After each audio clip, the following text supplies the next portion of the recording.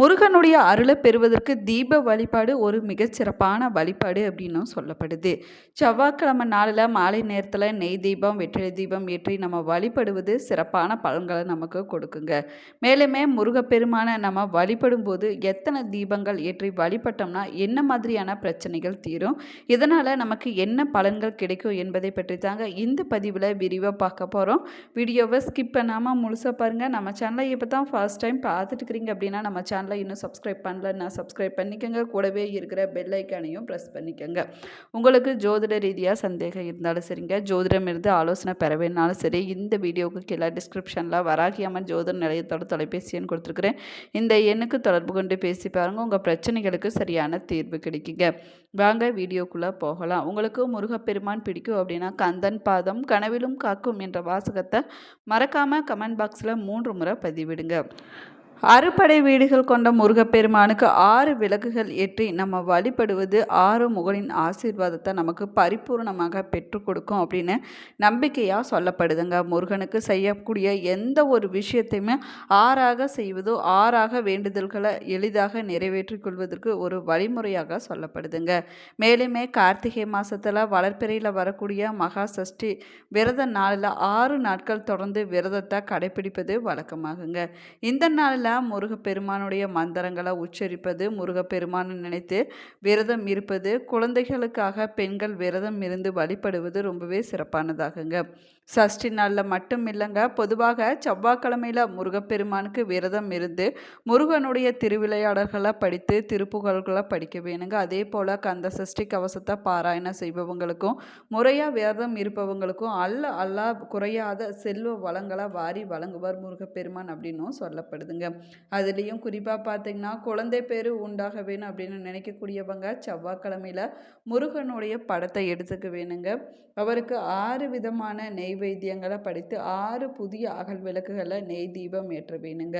மனதார முருகப்பெருமானுக்கு அபிஷேகம் செஞ்சு வழிபட்டுட்டு வந்தீங்க அப்படின்னா வேண்டிய வரம் வேண்டியபடி கிடைக்கும் அப்படின்னும் சொல்லப்படுது. மேலுமே சாட்கோணம் கோலம் போட்டு விளக்கு ஏற்றுவதும் வெற்றிலை தீபம் ஏற்றுவதும் நல்ல பலன்களை உங்களுக்கு கொடுக்குங்க. சொந்த வீடு கட்ட வேணும், சொந்தமாக நிலம் வாங்க வேணும் அப்படின்னு ஆசை இருக்கக்கூடியவங்க செவ்வாய் பகவானுடைய அருள் ரொம்ப ரொம்ப முக்கியமானதாகுங்க. செவ்வாய் காரகத்துவம் பெற்ற வீடு பேரு அமைய அவருடைய அதிபதியாக விளங்கக்கூடிய முருகப்பெருமானை நம்ம வழிபட வேணுங்க. முருகப்பெருமானுக்கு 6 விளக்குகள் செவ்வாய்க்கிழமை நாளில் ஏற்றி மனதார பிரார்த்தனை செஞ்சுட்டு வந்தோம் அப்படின்னா சீக்கிரமாகவே சொந்த வீடு கட்டக்கூடிய யோகமானது நமக்கு உண்டாகும் அப்படின்னும் சொல்லப்படுது.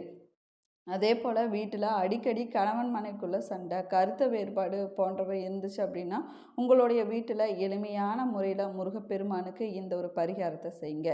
சாதாரணமாகவே எல்லாருடைய வீட்லேயும் பார்த்தீங்கன்னா முருகப்பெருமானோட நிச்சயமாக இருக்குங்க. அந்த படத்துக்கு தம்பதியராக சேர்ந்து மாலை போட்டு புதிய 6 விளக்குகளில் தீபம் ஏற்றி வழிபட வேணுங்க. அதற்கு பிறகு முருகப்பெருமானுடைய மந்திரங்களை நீங்கள் ஒன்றாக சேர்ந்து உச்சரித்து பூஜை செஞ்சுட்டு வந்தீங்கன்னா உங்களுக்குள்ளே இருக்கக்கூடிய கருத்து வேறுபாடுகளானது மறந்து மன ஒற்றுமையானது ஏற்படும் அப்படின்னும் சொல்லப்படுதுங்க. அது மட்டும் இல்லாமல் வீட்டில் மகிழ்ச்சி நிலைத்திருக்கும் அப்படின்னும் சொல்லப்படுதுங்க. ஒரு முறை செஞ்சு பாருங்கள் இந்த வழிபாட்டை, உங்களுக்கே ஆச்சரியப்படக்கூடிய விஷயங்கள் எல்லாம் நல்லதாகவே நடக்குங்க. வளர்ப்பிறை மற்றும் தேய்பிறை போன்ற 2 சஷ்டி திதிகளில் முருகப்பெருமானை இப்படி வழிபட்டுட்டு வந்தீங்க அப்படின்னா எண்ணிய எண்ணம் எல்லாமே நிறைவேறுங்க. அது மட்டும் இல்லாமல் அடிக்கடி முருகன் கோவிலுக்கு சென்று அவரை மனதார வழிபட்டுட்டு வந்தீங்கன்னா எண்ணற்ற நன்மைகள் உங்களுக்கு நடக்கும் அப்படின்னும் சொல்லப்படுதுங்க. கலியுகத்தில் காக்கும் கடவுளாக பக்தர்களுக்கு அருள் பாலிக்கக்கூடிய முருகப்பெருமானுக்கு பழனி என்றால் ரொம்பவே பிடிக்குங்க. அறுபடை வீடுகளில் பழனியில் இருக்கக்கூடிய நவபாசன சிலை இன்றுமே விஞ்ஞானிகள் வியக்கக்கூடிய அளவுக்கு ஒரு அதிசயம்தாங்க. அதனால தான் வாரந்தோறும் முருகப்பெருமானுக்கு 6 விளக்குகள் ஏற்றி வழிபட்டுட்டு வந்தீங்க அப்படின்னா நிச்சயமாக நீங்கள் நினைத்து பார்க்க முடியாத அளவுக்கு அதிசயங்களும் மாற்றங்களும் உங்கள் வாழ்க்கையில் நடப்பதை உங்களால் உணர முடியுங்க. கையில் பணம் இருந்தாலுமே நிறைய பேர்த்தால் பார்த்திங்கன்னா சொந்த வீடு சொந்த நிலம் வாங்க முடியாமல் இருப்பாங்க. அப்படியே அவங்களால வாங்கினாலும் இல்லைன்னா வீடு கட்டினாலும் அந்த புதுசாக கட்டின வீட்டுக்கோ இல்லைன்னா வாங்கிய வீட்டுக்கோ குடி போக முடியாத நிலைமையானது நிறைய பேர்த்துக்கு சிக்கலாகத்தாங்க இருக்குது. இப்படிப்பட்டவங்க முருகப்பெருமானை வழிபட்டுட்டு வந்தீங்கன்னா இந்த அனைத்து பிரச்சனைகளுமே தீர்ந்து விடுங்க. சொந்த வீடு நிலம் வாங்க வேணுங்கிறவங்க செவ்வாய் பகவானுடைய அருள் ரொம்ப ரொம்ப அவசியமாக தேவைப்படுதுங்க. முருகப்பெருமான் முருகப்பெருமானுடைய அருளை பெற்றிருக்க வேணுங்க. இதனால் சிறுவாபுரி போன்ற முருகன் கோவிலுக்கு சென்று சிவபெருமானின் பஞ்சபூத தலங்களில் பூமி காரிய தலங்களும் சென்று நீங்கள் வழிபட்டுட்டு வந்தீங்க அப்படின்னா பூமி தொடர்பான அனைத்து விதமான பிரச்சனைகளும் தடைகளும் விலகிவிடும் அப்படின்னும் சொல்லப்படுதுங்க. மேலுமே சொந்தமாக நிலம் வாங்க வேணும், வீடுக்கு வாங்க வேணும் என்ற ஆசை இருக்கக்கூடியவங்க, குறிப்பாக வாடகை வீட்டிலேருந்து பல ஆண்டுகளாக கஷ்டப்பட்டு வரக்கூடியவங்க, இந்த ஆசை நிச்சயமாக இருக்குங்க. ஆனால் சிலருக்கு மட்டுமே தாங்க இந்த ஆசை சீக்கிரமாகவே நிறைவேறுது. நிறைய பேர்த்துக்கு பார்த்திங்கன்னா அவ்வளோ சீக்கிரத்தில் இந்த ஆசையெல்லாம் நிறைவேறுவதே இல்லைங்க. சில பேர் பார்த்திங்கன்னா நிலம் வாங்கியிருந்தாலும் அதில் வீடு கட்ட முடியாமல் தொடர்ந்து தடைகள் வந்து கொண்டே இருக்குங்க. இல்லைன்னா வாங்கிய நிலம் இல்லைன்னா வீட்டில் ஏதாவது சிக்கல் பிரச்சனை வழக்கு என நில சம்பந்தமான பிரச்சனைகள் ஏற்பட்டு கொண்டே இருக்குங்க. இந்த பிரச்சனையால் நீங்கள் ரொம்பவே கஷ்டப்பட்டுருப்பீங்க. இப்படி நிலம் இல்லைன்னா பூமி சம்பந்தமான வீடு தொடர்பான பிரச்சனைகளை சந்திச்சுட்டு வரக்கூடியவங்க செவ்வாய்க்கிழமையில் முருகப்பெருமானை வழிபடுவது ரொம்பவே சிறப்பானதாகுங்க. வீடு மனை நிலம் போன்றவற்றுக்கு காரணமாக இருக்கக்கூடியவர் செவ்வாய் பகவான் தாங்க. இவரை பூமி காரகன் அப்படின்னு ஜோதிட சாஸ்திரத்தில் சொல்லுவாங்க. இந்த செவ்வாய் கிரகத்திற்கு உரிய தெய்வமாக இருக்கக்கூடியவர் தமிழ் கடவுளான முருகப்பெருமான் தாங்க. பொதுவாக பார்த்தீங்கன்னா முருகப்பெருமானை வழிபட அவரது பரிபூர்ண அருளை பெற 3 நாட்கள் சிறப்பான நாட்களாக சொல்லப்படுது. கிழமையில் செவ்வாய்க்கிழமையும் நட்சத்திரங்களில் கிருத்திகை நட்சத்திரமும் திருதியில் சஷ்டி திதியும் முருகப்பெருமானை வழிபட உரிய நாளாக சொல்லப்படுதுங்க.